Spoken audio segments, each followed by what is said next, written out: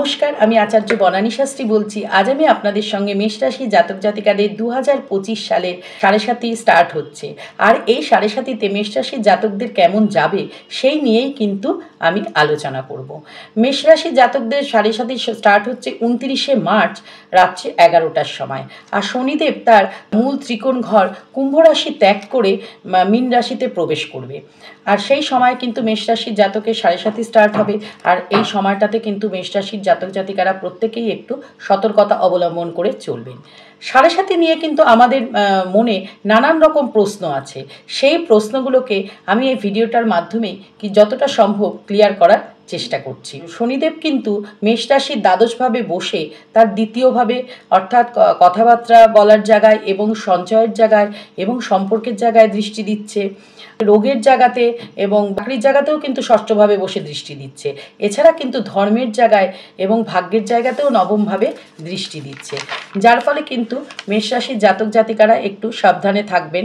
আর হেলথের জায়গাটায় কিন্তু সতর্ক থাকতে ভুলবেন না। শনিদেবের কাছ থেকে যদি রক্ষা পেতে হয় তাহলে কিন্তু আপনারা খুব ডিসিপ্লিন ওয়াইজ কাজ করবেন এবং ভোরবেলা ঘুম থেকে উঠবেন, একটু এক্সারসাইজ করবেন এবং টাইম মতো সমস্ত কাজ কিন্তু করবেন। আর এই সময়টাতে দেখবেন আপনাদের খুব ঘুম পাবে। ঘুম তো অবশ্যই রাত্রিরে হলে খুব ভালো হয়, কিন্তু এই ঘুমটা বেশিরভাগ ক্ষেত্রেই দেখা যাবে দিনের বেলায় পাচ্ছে এবং খুব ল্যাথার্জি ভাব, উঠতে ইচ্ছে করছে না, কোনো কাজে মন নেই। এটাকে কিন্তু জোর করে কাটিয়ে আপনারা কাজের দিকে মন দেবেন। আর এই ল্যাথার্জি ভাবটাকে যদি দূর না করে চুপচাপ বসে থাকেন তাহলে কিন্তু জীবনে বাধার পর বাধাই এসে যাবে, কোনো বাধাকে কিন্তু দূর করতে পারবেন না। কাজেই সমস্ত কিছু ঝেড়ে উঠে আপনারা আপনাদের কাজে মন দেবেন। আর শনিদেব কিন্তু কর্মকে ভীষণ পছন্দ করেন, সুতরাং আপনারা এই কর্ম থেকে কিন্তু কখনোই বিরত থাকবেন না। যতটা কর্ম করবেন ঠিক ততটাই কিন্তু ফল পাবেন। মেষ রাশির জাতক জাতিকাদের শরীর স্বাস্থ্যটা একটু খারাপ হতে পারে, তবে তার থেকে আপনারা মুক্তি লাভ করলেও মানসিকভাবে কিন্তু খুব চঞ্চলতা দেখা যাবে, একটা অস্থিরতার ভাব থাকবে। আর যাদের আপনাদের বিদেশে যাওয়ার একটা প্রবণতা রয়েছে বা যেতে পারছিলেন না এতদিন, সেটা পড়াশুনোর ক্ষেত্রেই হোক, চাকরির ক্ষেত্রেই হোক, সেটা কিন্তু এখন অর্থাৎ বিদেশে যাওয়ার কিন্তু এখন যোগ রয়েছে, বিদেশে এখন যেতে পারবেন। আর কর্মের জায়গায় কিন্তু বিবাদ হলেও কিন্তু আপনারা মাথা ঠান্ডা রেখে সেখানে চুপচাপ কাজ করবেন। যদি মাথা ঠান্ডা না রেখে মাথা গরম করেন তাহলে কিন্তু ভালো ফল লাভ করতে পারবেন না। আর পরিশ্রমের দ্বারা কিন্তু চাকরি প্রাপ্তিরও যোগ রয়েছে। আর সম্পর্কের জায়গাটার কথাও একটু বলে রাখি, সম্পর্কের জায়গায় কিন্তু এই সাড়ে সাতির সময় আপনি চিনতে পারবেন কে শত্রু আর কে মিত্র। অনেকেই আপনার শত্রু সেজে আপনার পাশে মিত্রভাবে ঘোরাঘুরি করছে, সেটা কিন্তু শনিদেব আপনাকে এই সাড়ে সাতির টাইমে ভালো করে চিনিয়ে দেবে।